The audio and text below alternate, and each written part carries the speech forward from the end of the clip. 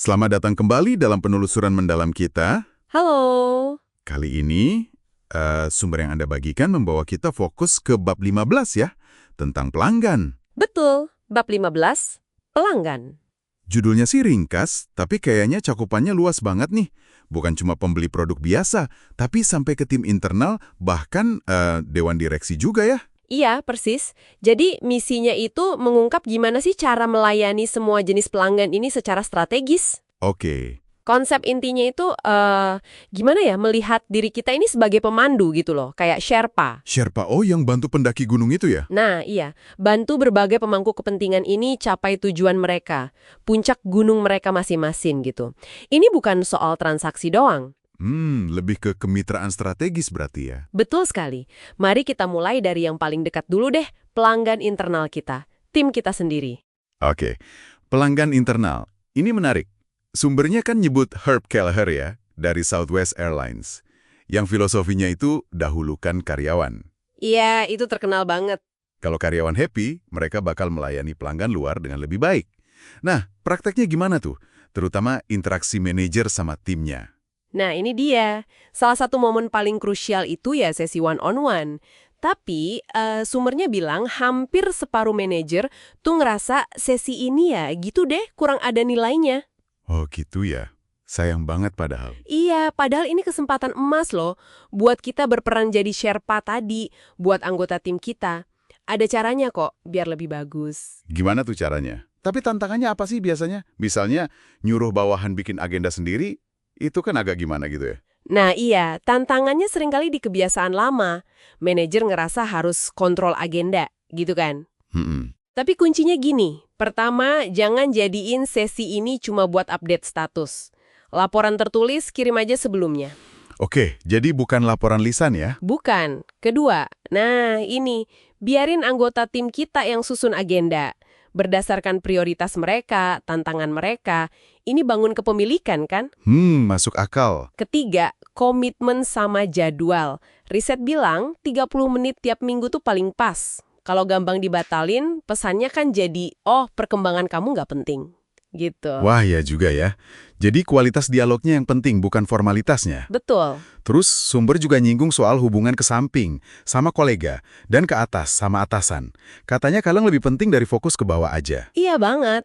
Kita bisa petakan ini jadi 3 jenis jaringan internal. Coba pikir deh, jaringan pertumbuhan Anda. Siapa sih yang beneran dorong skill baru Anda minggu ini?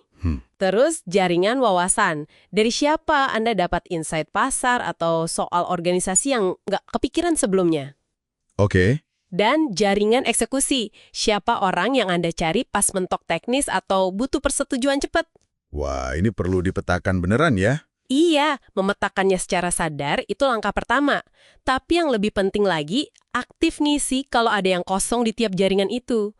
Biar peran Sherpa kita di organisasi makin kuat.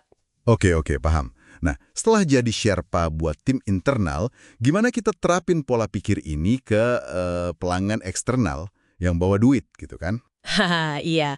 Nah, di sini ada prinsip bagus. Pelanggan yang tepat selalu benar. Yang tepat ya, bukan semua pelanggan. Bukan semua. Artinya, fokuskan energi kita ke segmen di mana kita bisa kasih nilai yang paling unik dan ya berkelanjutan.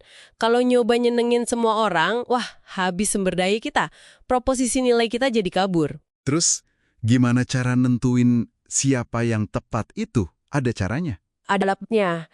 Sumber nawarin customer assessment.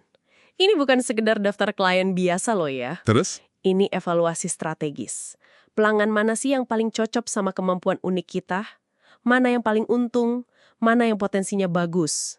Hasilnya bantu kita mutusin mana yang perlu diinvestasi lebih dalam, mana yang, nah ini penting, mungkin perlu dipangkas. Dipangkas. Maksudnya dilepas gitu? Iya, secara strategis biar sumber daya kita fokus. Ini bagian dari tugas Sherpa juga kan, milih rute terbaik bukan semua rute dilewatin. Oke, masuk akal. Selain itu ada juga Customer Goal Assessment sama Customer Goal Matrix. Ini kayaknya lebih dalam lagi ya, sampai ke tujuan individu di klien. Betul banget. Ini geser fokus dari apa yang mau saya jual, jadi gimana saya bisa bantu Anda capai tujuan Anda. Oh, jadi benar-benar mikirin tujuan si klien ya? Iya, pahami Petakan tujuan spesifik kontak kunci kita di perusahaan klien itu.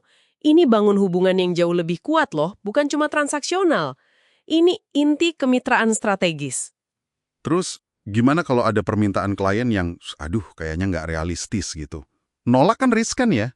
Nah, pakai teknik iya dan. Ya dan, gimana tuh?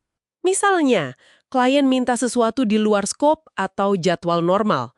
Jangan langsung bilang nggak bisa, tapi bilang, ya kami bisa akomodasi permintaan mendesak itu, dan karena ini butuh realokasi sumber daya atau lembur di luar standar, nanti akan ada penyesuaian biaya sekian ya. Oh, jadi kita tetap bantu, tapi juga ngasih tahu konsekuensinya ya? Persis, ini cara ngedukasi soal nilai waktu dan sumber daya kita, tapi tetap kolaboratif, nggak nolak mentah-mentah. Oke, menarik nih tekniknya. Nah, bagian terakhir ini agak unik nih. Dewan direksi kok dibahas sebagai pelanggan, gimana logikanya? Logikanya gini, dewan direksi itu kan pemangku kepentingan super penting ya, mereka butuh dilayani juga. Dilayani, maksudnya gimana? Iya, dilayani dengan informasi strategis yang pas, wawasan industri yang akurat, biar mereka bisa jalanin fungsi pengawasan dan ambil keputusan dengan benar. Nah, kita sebagai manajemen, ya Sherpa-nya mereka buat tugas itu. Oke. Tapi sumbernya bilang ada masalah di sini ya? Ya, masalahnya lumayan loh. Riset nunjukin, seringkali cuma sekitar 2 dari 10 direktur yang benar-benar paham strategi perusahaan atau dinamika pasarnya. Wah, cuma 2 dari 10. Serius? Itu kan badan pengambil keputusan tertinggi ya? Agak ngeri juga ya? Makanya, ini angka yang cukup mencemaskan. Terus solusinya gimana dong menurut sumber? Selain onboarding awal yang kuat ya, pas direktur baru masuk itu perlu banget orientasi yang bagus. Tapi selain itu, perlu ada evaluasi tahunan yang lebih serius. Evaluasi? Gimana tuh? Bisa aja tes pemahaman bisnis atau industrinya, terus evaluasi kontribusi dari sesama anggota dewan, dan yang paling penting harus ada keberanian buat pruning. Pruning lagi nih, maksudnya ganti anggota dewan gitu? Iya, ganti anggota yang nggak efektif atau nggak kontribusi. Demi jaga kualitas dan efektivitas dewan secara keseluruhan. Jangan dibiarin aja. Oke, jadi kesimpulannya nih, pelanggan itu ternyata spektrumnya luas banget ya. Dari tim internal kita sendiri, klien eksternal yang bawa pendapatan, sampai dewan direksi yang arahin strategi. Betul. Dan semuanya butuh pendekatan Sherpa ya. Pahami tujuan mereka, terus aktif bantu mereka capai tujuan itu. Persis, intinya itu bangun hubungan berbasis nilai, kemitraan strategis, bukan cuma transaksi atau laporan formalitas doang. Alat kayak customer assessment tadi, atau teknik ya dan, itu cara praktisnya lah. Sip. Nah, sebagai penutup nih, ini ada pemikiran buat Anda bawa pulang. Oke. Kalau Anda benar-benar nih mengadopsi peran Sherpa ini, fokus memandu semua pelanggan Anda, internal, eksternal, dewan, menuju tujuan mereka, kira-kira perubahan paling signifikan apa yang bakal Anda lakuin dalam alokasi waktu dan energi Anda di minggu depan? Pertanyaan bagus tuh buat direnungkan. Terima kasih sudah menyimak penelusuran kita kali ini. Sama-sama. Sampai jumpa di pembahasan berikutnya ya.